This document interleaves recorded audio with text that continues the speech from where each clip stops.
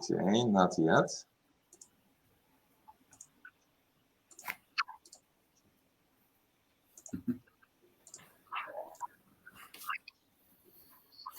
Okay, guys, we have our guests at the next panel from Star Tips to Star Hits, and Luke is gonna moderate it. Luke, please, so the stage is yours. Thank you so much. Hello, everybody. My name is Luke Stapley. I am the marketing director of Cocos, the largest game engine in the world. Hopefully, a couple of your favorite hyper-casual games have been made with the Cocos engine. But today, we are going to talk to two of the greatest, I don't know greatest, but some of the great people who've been working with hyper-casual games and being able to actually help you get a little bit of education, a little bit of tips, a little bit of hints on how to improve and really make your game go from bad to good or from good to amazing. So I want to introduce our two panelists. First, I have Sergey Martinkevich. I hope I said that right. Yeah, that's almost correct. Thank you, Luke. Such a hot beginning. I think it will be very fine. Yeah, my name is Sergey Martinkevich. I'm head of AzurGames Belarus studio, as well as publishing lead in AzurGames. And what I do, I rule a small in-house studio, hyper-casual and casual, as well as I work with external studios, finding external studios, working with them, thinking about ideas, producing somehow, but mainly manage my team of producers. So combine almost all part of publishing pipeline. So yeah, nice to be there. Hope this panel will be fruitful for our viewers, and yeah, thank you. Yeah, me too. I'm hoping we're gonna have some fun times. And we have, oh boy, another big word. Let's try this one. Angela Zafirovska. Yeah, you're almost close. Thank you, Luke, for the introduction. Almost close. Almost close. Yeah, thank you about it. Happy to be here. So yeah, my name is Angela. I'm from BoomBit. I'm a team lead of the release team there of user acquisition. So basically, we'll be happy to share some tips. How do we start our release games, like starting from ideation process, like to the scaling process. So doing the hard part with the scaling and like everything else that we're gonna discuss today. Yeah, so mostly we're not going to be talking about improving gameplay or anything. We're going to be talking a lot more about what should you be doing before you make the game, in preparing for how to monetize it. We're going to talk a little bit about the marketing to help get your user acquisition coming in. Also going to talk a little bit about the ASO. If anybody doesn't know, ASO is the App Store optimization. And we'll talk about if your game actually does really good, how can we keep this going? How can we do a lot of LTV? Because this is kind of the thing now with hyper casual. We're talking about this with this year. We're moving on from we'll put it out there, let it play. If it dies in 3 months, it's fine. Now we're going to like, how long can we get this to going? How can we continue this for a year, 2 years? It's amazing what's going on this even time. 3 years. Even 3 years, Luke. Even 3 years. Almost 3 years, yes. Almost 3 years. I mean, we see a little Candy Crush. It's been here forever. How the heck can it do that? So let's see. Maybe you guys have some ideas about how you guys can make your own Candy Crush hyper casual type games. So we're going to start with the prep work. Let's start with before you actually get that game out there. So one of the questions I had that I thought was interesting is what things do developers need to do before they release the game and start the advertising? And especially like, for example, if you're a younger developer that don't have a budget, I mean, what are the things you should be thinking about? And I'll ask Sergey first. You should think about how to maintain the processes in your studio, how to be effective, how to find some budgets. Probably you should reach out some publishers. Mostly publishers respond very quickly, or at least try to respond very quickly. And you can always find a lot of models on the market with some burn-in rate coverage or with some advance payments or with some investments. Actually, if we speak about financial side of the issue, I see that it is becoming more and more flexible, more and more liberal. The threshold level is very low. Actually, if you know something about, if you like a founder of studio, know something about the industry, so you have your own, you have your own weight in this studio, not just a manager who can find some guys and to organize them, but you have some weight in this industry, or in game design, or in the tech side of the issue, for example, coding, or you're a good artist. It is not a big problem to organize a studio and to find some funds and to start working, actually. So yeah, if you speak about organization stuff, it's pretty fine. If you speak about prototyping, it's actually a very big thing. Maybe I will give word for Angela, and we will, one by one, so that I will not. Yeah, we'll come back. Let's come back to that first. Angela, what about talking about the funding part? Because I mean, that's kind of the big thing. A lot of developers want to get in the industry, but they're like, especially coming out of college, they're like, okay, where do I go? Yeah, exactly. So like finding the right publisher is like very essential for every developer. So like developers usually, like some of our BA people like reach developers, because I worked with external and internal studios, of course. And it's like what's happening, of course, we do an offer for the developers, and it's always, like some sum of money that, of course, I cannot share right now, but in general, like we do like a nice cooperation. We talk with them, we see like how we can help them. So what we always expect as a gaming studio is that they can like develop like some numbers of prototypes. For example, we do, like contracts, like per week, how many prototypes we expect from them. And of course, we try to give them the biggest support from our tech team. So which is like super, super important for new developers, as you said. Also, as a UA person, I also try to guide them, like through the whole process, to help them. Like I play the games. Of course, it's like very essential to play the game to understand like what's this like idea that we're gonna work on, right? To give them like some of our ideas, like look at the competitors' games and like try to guide them, like help them like with every possible thing during their struggle. So because like that's like very important, and then they deliver us the prototype. And what we do is like usually we start with a very basic CPA test, of course, because we are all looking first for the lowest cost per install, right? And then like there is the whole process that I can talk like 1 hour if I continue, but it's kind of like we have, as Sergey mentioned, like different thresholds and benchmarks. But what is important to be flexible around that, to be like able to understand like what's your target, like what's your goal, like for who is this game made for, right? So those are like some essential things that we always look at the very beginning. Yeah, and that's one of the great things I think about the hyper casual experience compared to like casual or other places is that it's a lot more mentorships among the groups. Like there's a lot. So if you're like brand new to the industry, this is a great place to kind of get an idea of how things are going to work for you in the industry, how you're going to have to hit milestones, and you're going to have to find, you're going to have to answer to what the publishers are looking for and try to make deals. I think that's one of the great things, I think, especially for younger developers, is it's this opportunity. And also, Sergey, you were talking about some other things that developers need to know as well when they're starting. Yeah, actually, one interesting thing about the differences in approach, for example, Angela told that they're looking for CPI, and that's pretty fine, but that's not how we work. For example, we mainly looking for strong day one retention, and even if we speak about the hyper casual genre, still we managed to launch a lot of games with CPI higher than the highest KPI for almost all publishers I know.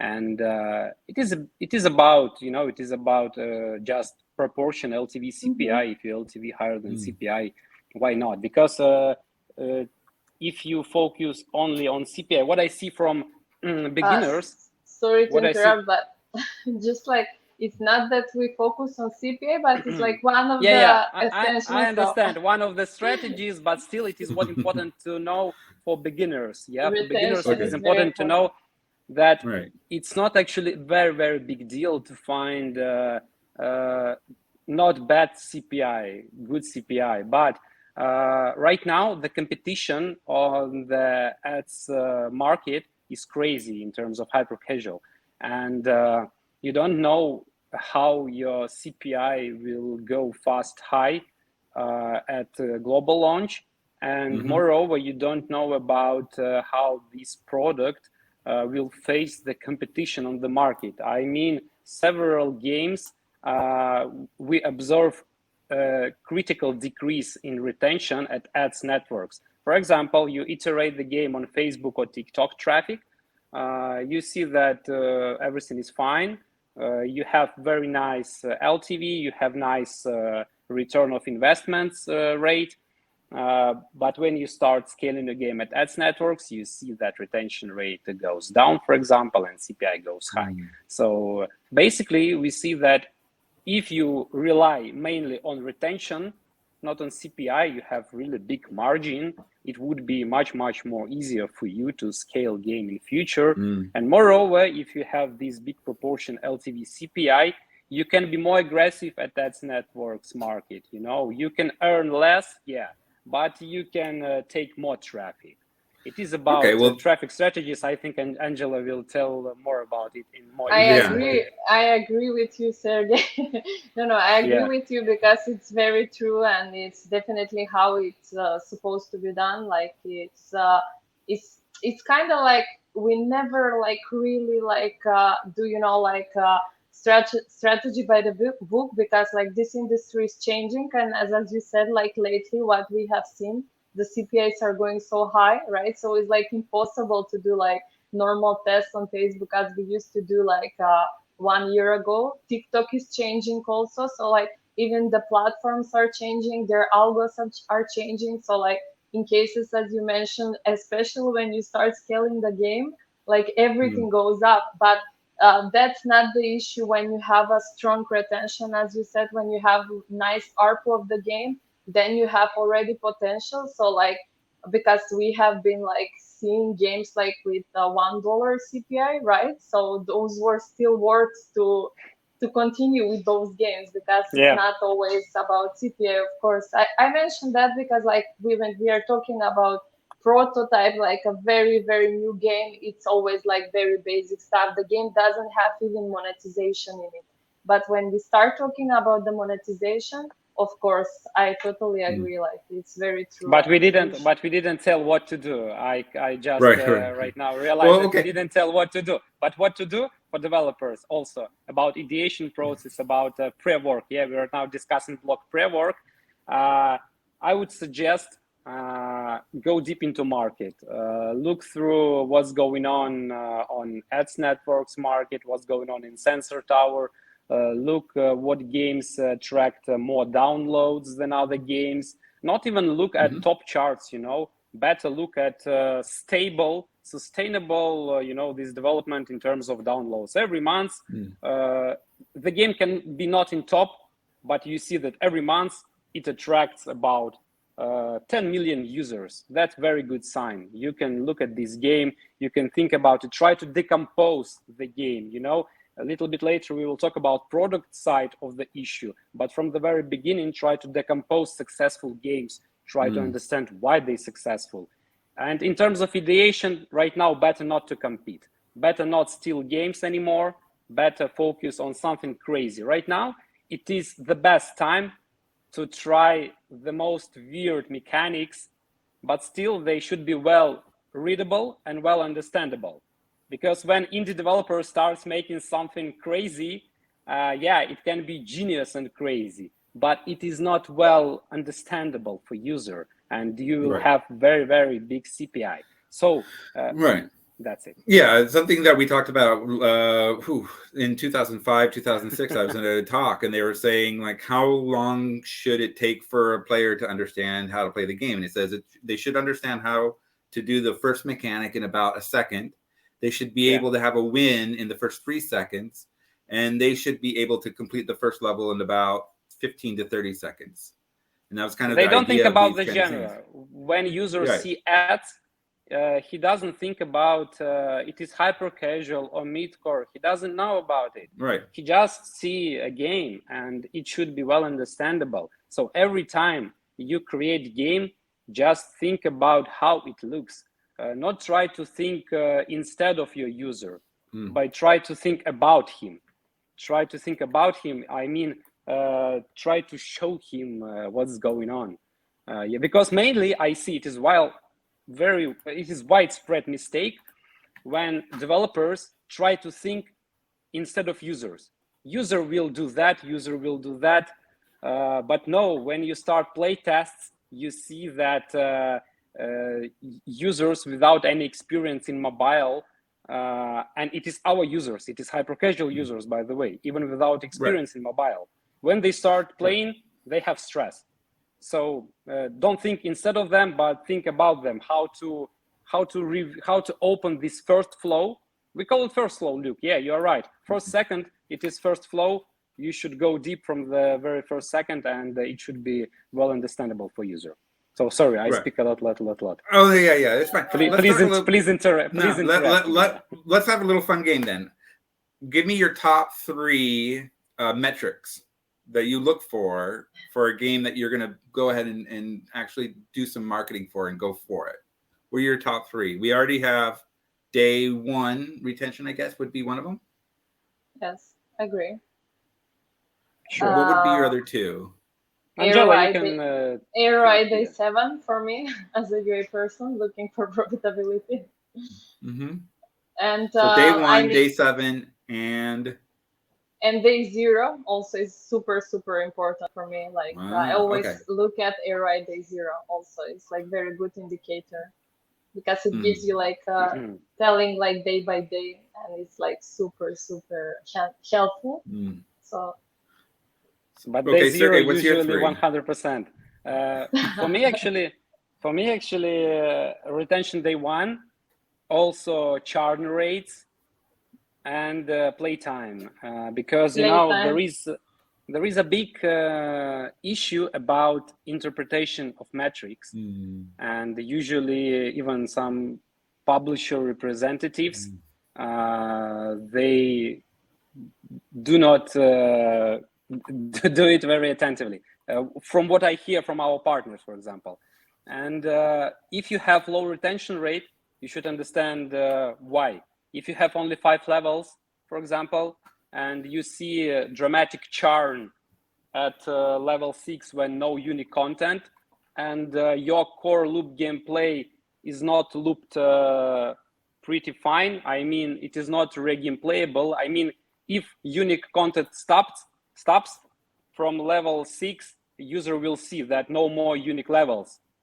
Sometimes the gameplay is so deep that users don't even pay attention that unique content ends, It is crazy situation, but yeah, sometimes it works. You have 5 unique levels, but users play till level 20, and only then they understand that it is looped and no more unique content. So anyway, if you have very bad retention rate, never give up. Look at your playtime, look at churn rate, look at win rate, look at and try to compose your unique content with churn rate and with win rate and so on. Yeah, that's it.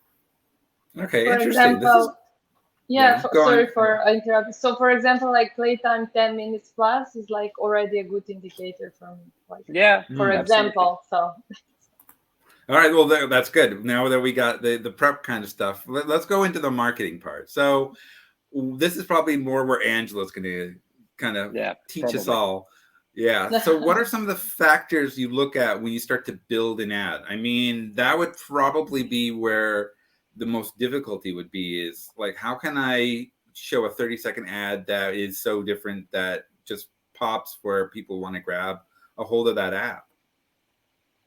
Okay, so first of all, like what I do, I always play my games, so it's like essential for me. I need to understand like what I'm gonna promote as a UA manager, right? So like super important. Then like about building that, what's happening there. So like I always do a nice research on the market. So because I want to be like within the trends.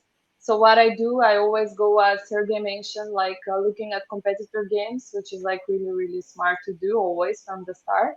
But on the other side, I tend to see like which networks are they using, like from where they're getting most impressions, which are their top geos, right? So like it already gives me an indicator what will be my audience that I'm gonna target.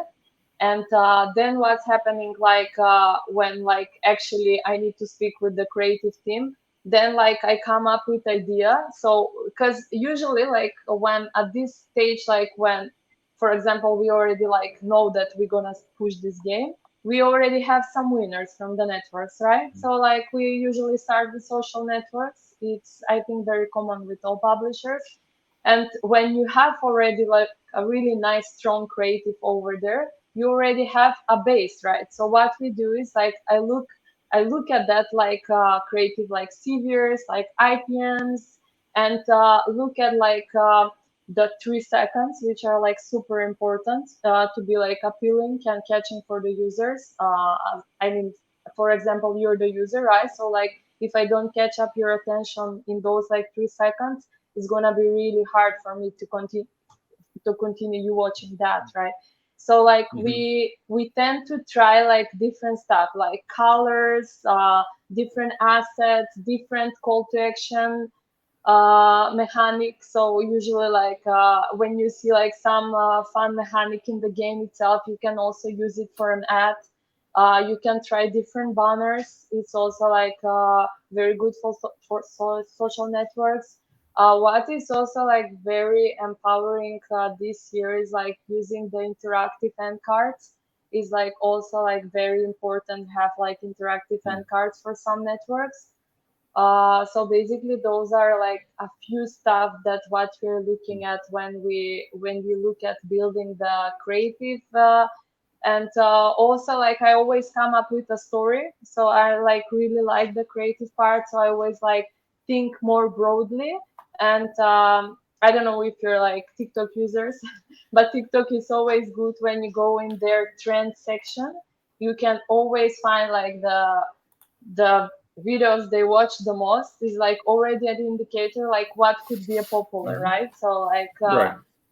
that's the funny thing that today actually everything is given to us and it's in front of us, right? So we just need to be smart and just like look at stuff and like learn, like why people are clicking this, like those SMR stuff are pretty crazy and pretty old but still working, like so real-time videos in like creative always still works from time to time, like 3D videos. So like there are different type of creative that we can come up. So okay.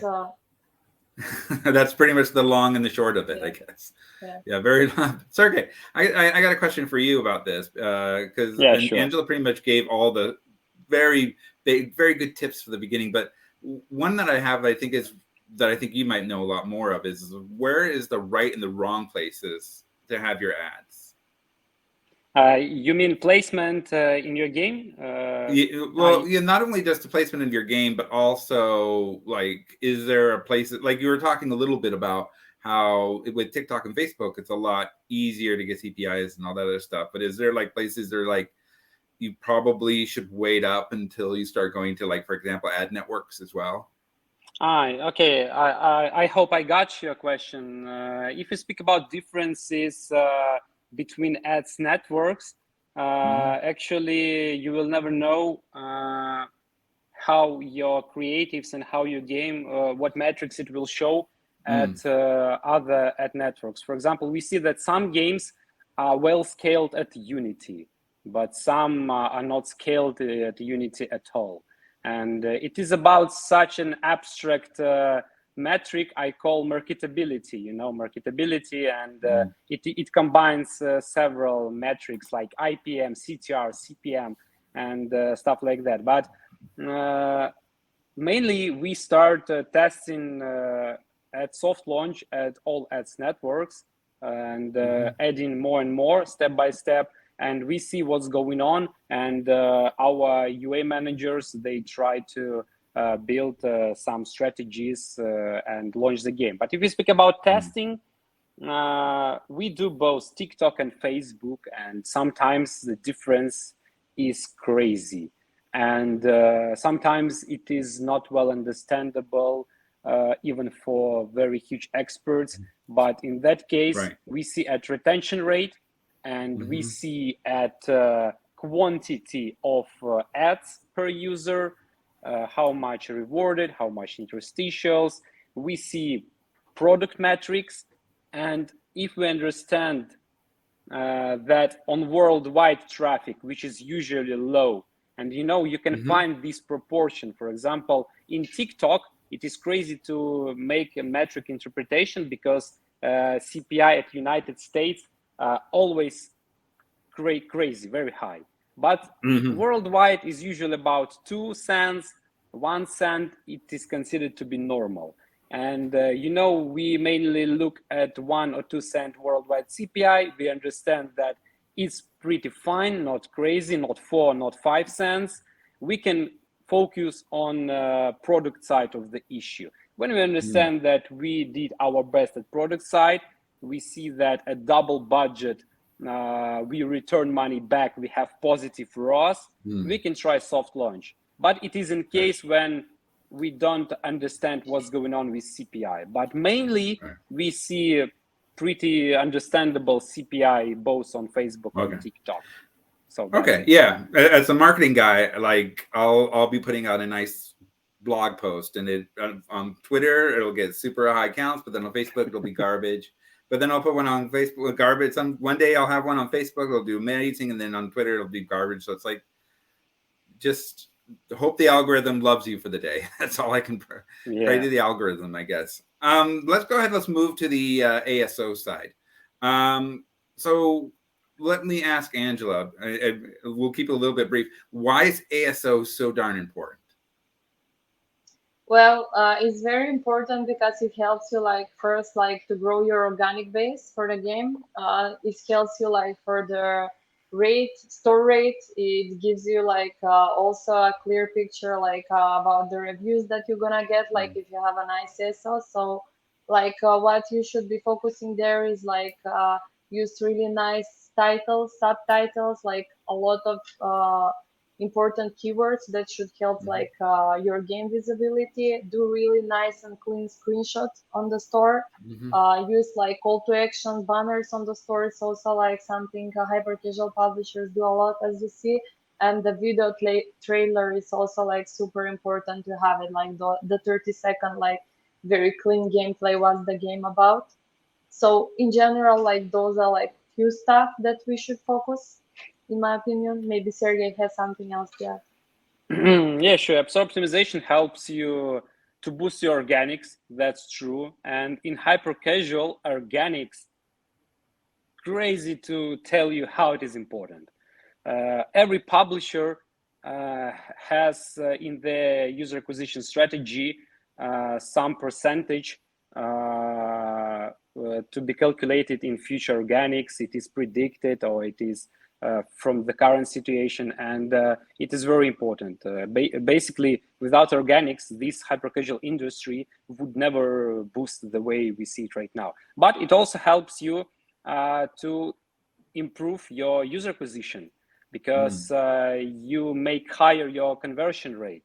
And why it is important? For example, mainly when indie developer brings us its game, and mainly the first step store optimization is made by developer, by the way, not by publisher, because it is the first prototype. Mainly worldwide, all publishers, I think, work like that.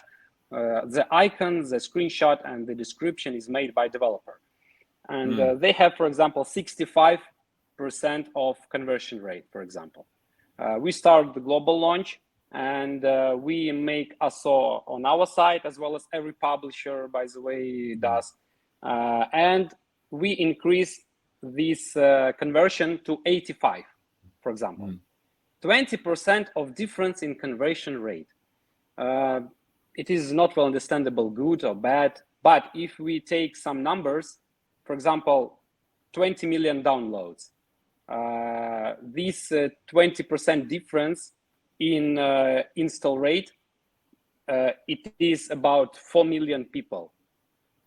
With even the lowest margin, 4 million people, it is about $30,000 or $40,000. And so that is the answer why app store optimization also helps you not only in organics, but in user acquisition as well. Yeah, it is all about the money you save. Yeah, I think that's one of the big things. When I talk to a couple of developers who are very high into ASO, it's funny that the little tweaks just give you 1% increase here, a 2% increase here. Yeah. And they just keep piling up until you got like a 20 to 50% increase in your downloads, which is amazing. Like, but one of the things they never tell me about is like, what are some of the huge no-nos? Like, what are the bad things you should never be doing with your app store optimization? Angela, you probably have seen a lot of really bad app stores. I did, yeah. I mean, first of all, like I've seen so many like bad icons, right? Like it's so sometimes unclear what's this game about.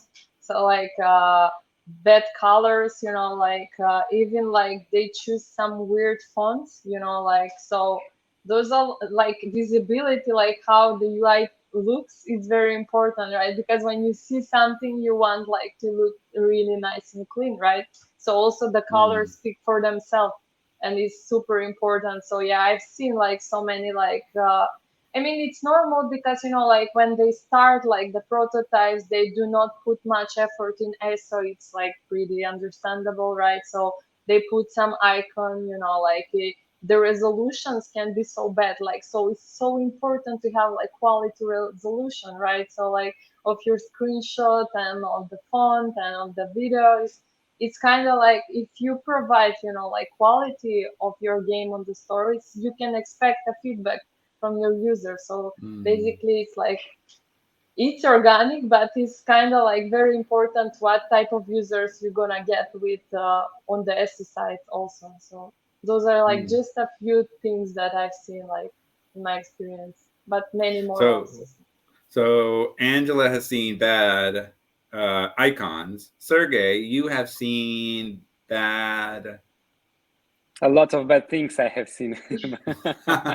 So well, actually, the most important rule I usually suggest: do not violate the rules of the platform. Do not violate the rules, because your account will be banned, your game will be banned. I mean, intellectual property violations. I mean, some cruel things like blood, like all these restrictions with the gun. It shouldn't look at users from the screen. But if we speak about aesthetic side of the issue, I would suggest to be more laconic. If you can't do very beautiful, well understandable, really juicy icon or screenshot, be laconic. At least do not make any noise. Make everything clear, well understandable. I have seen a lot of weird screenshots with very bad resolution, with not very successful captures from the game. You know, it can be even footage can be successful if you catch the most interesting moment of your game. But you know, when you see a screenshot and you see not game playable. I don't know, not game playable part of the game when level ends, for example, you know, the first screenshot, it is result screen, for example, something like that. Right. So yeah, that's it. That's not really good. Yeah. So I think for both of us, we highly recommend at least learn a little bit about UI before you start putting your stuff into ASO. I think that's probably going to be a big thing. And you know, for me, from seeing all these other people, it's also great to have, like you said, a lot of good keywords. I found that keywords are very, very big, especially with ASO. That a lot of people miss out on. Is the better the keywords, the better the opportunity they'll find your game. I have a question from the audience. Someone is asking, are you guys using AI to understand your player's journey through the game? Not AI, but analytics. I suppose we will speak about it within product side of the issue. But right. If you speak about players' journey through your game, no magic here. You just track events, a lot of events, starting from basic level, start, level, finish. Sorry, Luke. Yeah, tell please. Oh yeah, no. I think I'll also give a little bit of, because I was working at a company and we talked a lot about player journey and the analytics behind players' journeys. So I can add a little bit to that too. So that'll be fun. Let's see here. I think we have. Is there any other things that you guys would like to talk about before we head on to the longevity to talk about ASO? If not, we'll just move on. We can move further, I think. All right. Well, then let's move to longevity, because I think this is where a lot of the new, I think this is the new stuff about hyper casual, because, you know, just putting a game out there, seeing if it has good numbers, then go ahead and having it on the App Store. I mean, this has been going on through the whole hyper casual kind of years, but now we're starting to get into the new, more advanced part, which is longevity, which I think is an agreeable that this is the next big step for the hyper casual game landscape. Is how long can we get people keep playing your game and moving on? I mean, we've had Flappy Birds. We were talking about Flappy Birds has been played many times.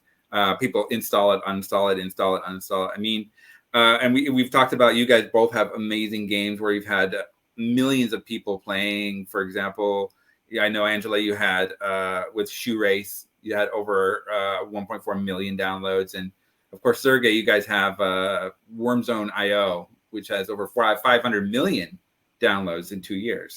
Even more, I believe, but yeah, something like that. So the question, now the big question is how do we keep people either playing our game longer or having them come back? And this is, I think, a big question. And I'll let Sergey start with this one.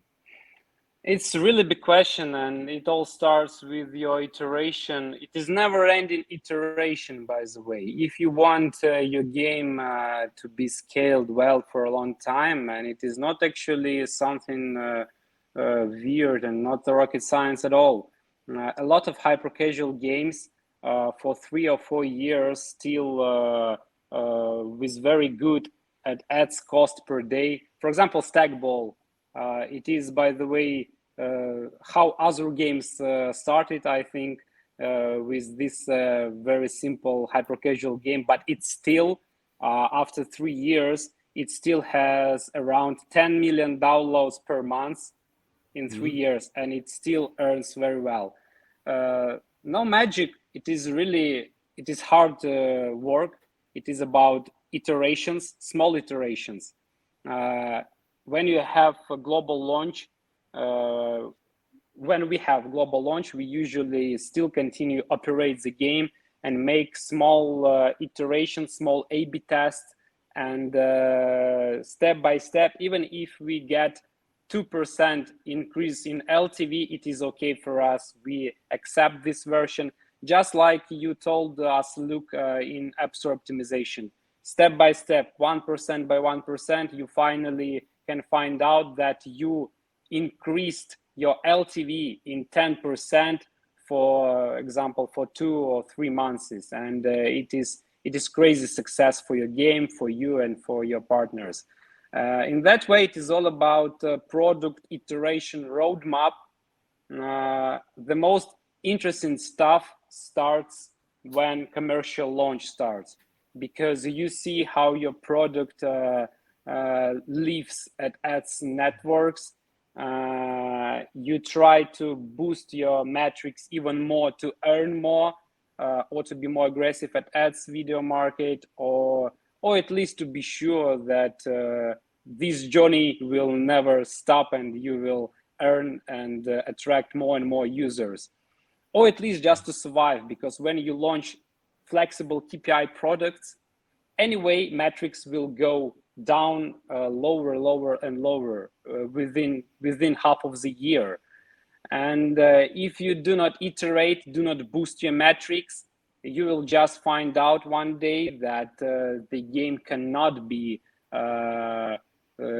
you cannot buy traffic for this game. That's it. So actually, it is about analytics. It is about very, very good analytics. It is about tracking what's going on in your game, where weak points in churns, in win rates. You should both focus on product side and on monetization. Right. Actually, I can continue, but let's have Angela over here answer a little bit. No worries. I really loved your answer, Sergey. So basically, like everything you said is like totally like true and adjustable. We're having the same like situation with most of the games. I can tell you maybe a bit from UI side, just not to repeat myself. So basically, like from UI side, as you said, like after some time, it's really hard, right? So the metrics go down, like everything is different. So you're trying to find that sweet spot for the game. As you said, like, first of all, like iteration of the product itself is like essential. But on the other side, from UI side, like what we do, it's kind of like we focus on finding new creatives, which is always hard, right? So like following the trend from time to time, like coming back to the old games and seeing like what we can do here. So like new creatives, like totally new, different concepts. It's one thing. Then trying like purchase campaigns if the game has, if it's like a hybrid model, because usually our games are hybrid models. Then like retargeting the game, like doing lookalike audience campaigns is like super also helpful from time to time. So basically those are like three things that can help you to go back to an old title and see if you can like somehow revive the title with UA. But on the other side, as you said, like it's kind of like even more important the part on the production side, because like sometimes we cannot do much on UA sides, right? We cannot do our magic if the product do not have like enough iteration levels. Also, like about iteration, I can mention that sometimes it works like adding some mini games in the game itself. So it's something that sometimes it can work. Actually, you guys in user acquisition do magic, you know, because before I went deep into that issue, I thought that you are, as a producer, you are a rock star. You lead the product, you control everything. But I went deep into what our guys in user acquisition do. And I just, oh my God, it looks so weird. So many creatives, so many different colors, different approaches, different trends to be implemented into the creatives. Exactly. Yeah, it is about just simultaneously work of user acquisition, of marketing, of product side. Yeah. Yeah, they've got an insane working as I've worked with UAs before in a previous company. They have some insane numbers of user acquisition assets that they put out there, some in the thousands, which I don't think I could ever do 1,000 assets as a marketing guy. But let's get to the really fun stuff. My favorite, the analytics, because I think this is where it really gets interesting. I used to work at a company. I think I can talk about it because I'm not in contract anymore, and it's over 10 years ago. So I worked at PopCap Games, and one of the fun things that we talked about was how can we do analytics for every player? And it was amazing to me to see how much analytics are dropped in games. So, for example, what was the score for level 1? How many times did the player get hit in player 1 in the first level? How far did the player get, or how long did it take them to play? They wanted all of this data, and they were dumping it so they could send it back and finding exactly where these bottlenecks are. Is that kind of what you guys are doing as well? Is just looking for where those bottlenecks are within your analytics? It is not usually a good way for hyper casual. I will explain you why. Because hyper casual can be pretty simple. if you understand what's going on in this chaos. But if you track a lot of events, you will probably face some problems with optimization and with INR. And INR, it is just pain in your well-known place. And because you don't know what is the capacity of your partner in terms of production. And if you, like a producer, want to track a lot of events, you will never know what will be with optimization. The more events tracked, the more bugs, the more INR you will find. And that's why we usually have some basic events, which allows us to build good iteration roadmap, good understanding of path of the users. And it is always about churn rate for level start, level finish. It is usually about win rate, and it is usually about play time. In 80% of your hyper-casual games iterations, that matrix will be enough for you. I mean, in terms of product analytics, not monetization metrics.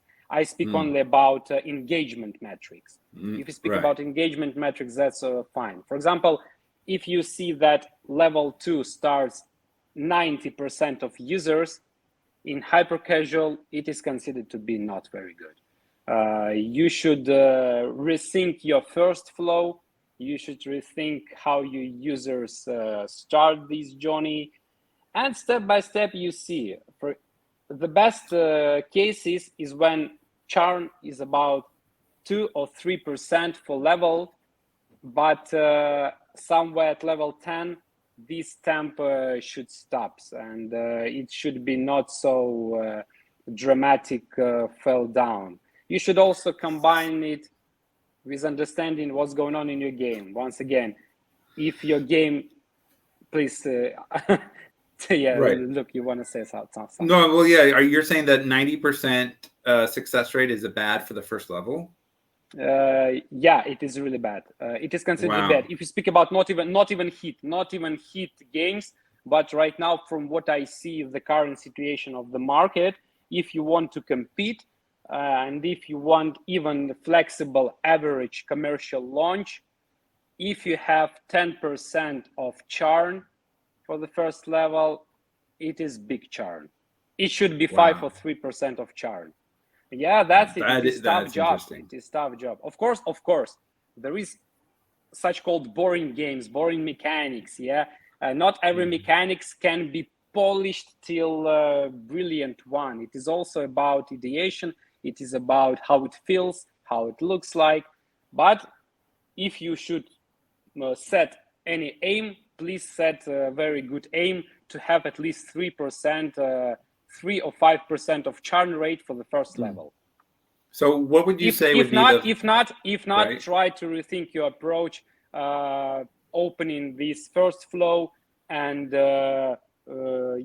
showing the first flow of mechanics to your user. So what? So let's see. What are the three for you then? What are the three? Like we just talked about, what were the three big numbers that you were looking for? What would be your big three numbers for lifetime value kind of stuff? In terms of analytics, yeah. In terms of your analytics as not as a UA person, but as somebody who actually worked with the product. As a producer, for me, daily play time, not total, daily play time at least 7 minutes. It is considered to be variable and probably good mechanics. If you speak about churn rate, at least if you have unique 10 levels, at level 10, at least 70% of users. It is not very strict KPI, by the way. And if we speak about also analytics, let it be one from monetization, yeah. At least 5-6 impressions per day for a user. It can be both rewarded and interstitial. It is low threshold. It is just not hitting metrics. It is just to publish a game and to earn something. Wow. It is pretty, it is not something really strict and not easy to achieve. Yeah, it is about. But it's good to know. I mean, not a lot of people get to know that data. And Angela, what are the 3 that you're looking at as a UA person? Well, I look at ROI Day 0, I look at ROI Day 7, I look at CVers, I look at IPMs, and install rates per network. So basically, like, my part is different because I need to understand each network. Each network has its own kind of threshold. Like, for example, not the install rate on Uploving is the same as the one on Integral, right? So not the same conversion rates are on the network. So basically, like, I'm really lucky that I have like really amazing BI team behind me, and with the whole automation, BoomBit like is helping us daily. But still, like, I need to manage to go like network by network and to understand if like my creative that I just added, for example, on the network are profitable, they're doing good, you know, like if the install rate is fine. So like there are a lot of metrics actually, like also more than this behind, but these are Angela, like, and what is good IPM? Sorry for interrupting. What is good IPM for you in Facebook and TikTok, for example? Widespread ads networks to test. For example, like for example, over 30 at least. Over 30 at least. For Mintegral, it's over 40 at least. For Uploving, it's over 5. I'm saying like a really good IPM. So it's kind of like benchmarks that can be changeable from time to time, but this is like the difference and the difference between the networks. So also like for conversion rates, like on Facebook, over 45, it's okay, right? So TikTok also over 40, it's already showing some potential, with some tweaks after that on the product itself, right? So, but for some network, it requires like, I mean, for example, Unity is totally different. It's like, if you have over 5 or 6 conversion rate, it's really nice. So that's what I'm saying. It's like super interesting that every network has like different thresholds, but at the same time, you need to understand what you're looking for, because like creatives are like super essential in our campaigns, and that's how we optimize daily, like through bit optimization and to creative optimization. So you need to understand if your creative is having like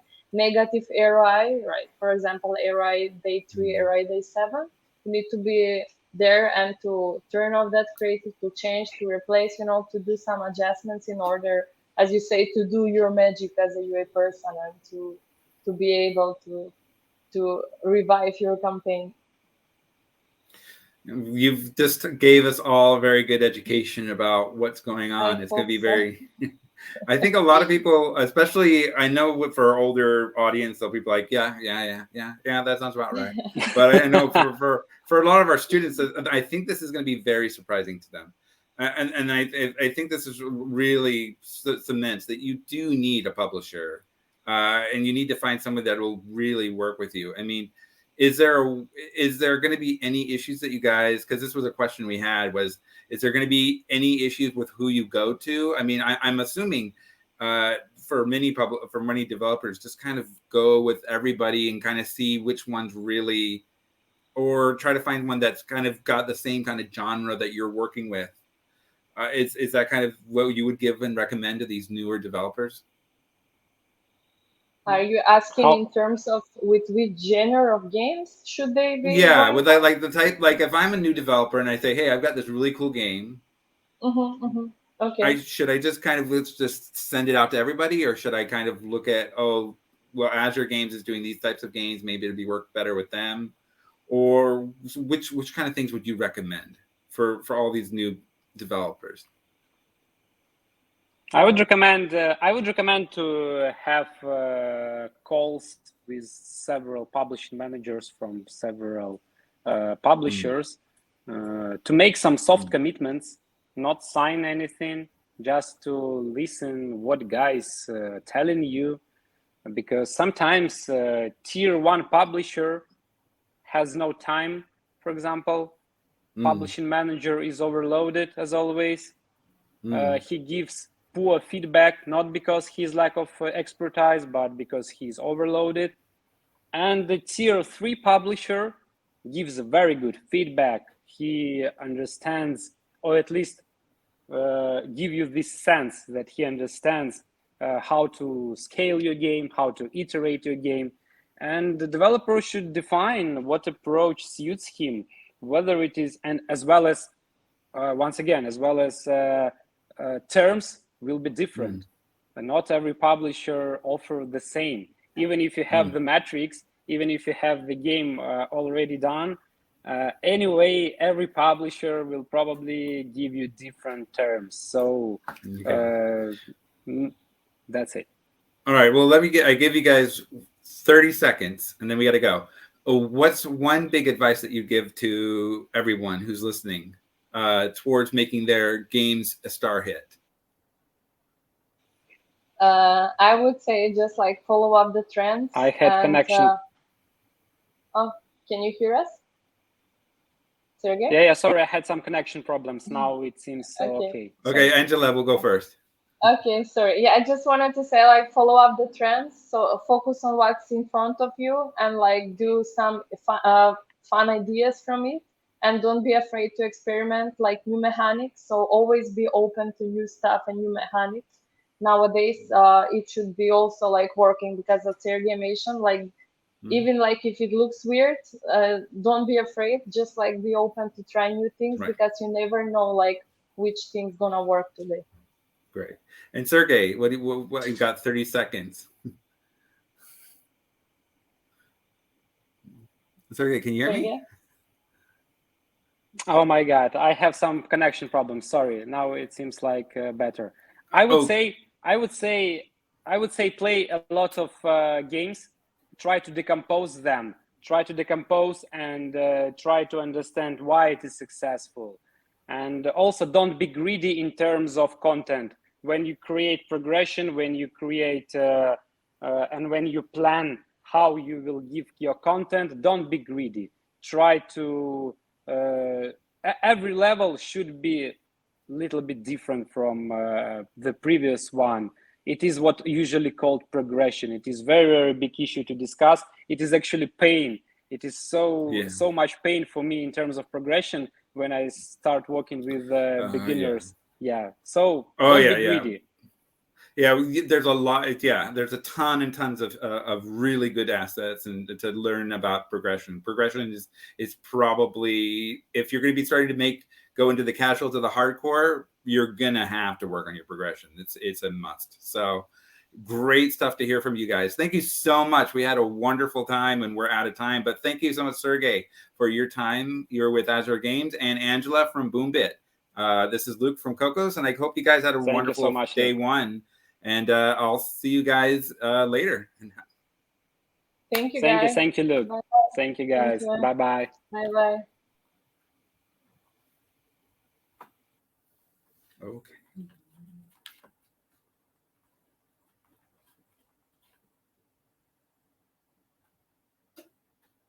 Are we still on? I don't know. It says it's live. Please cut this out of the YouTube video.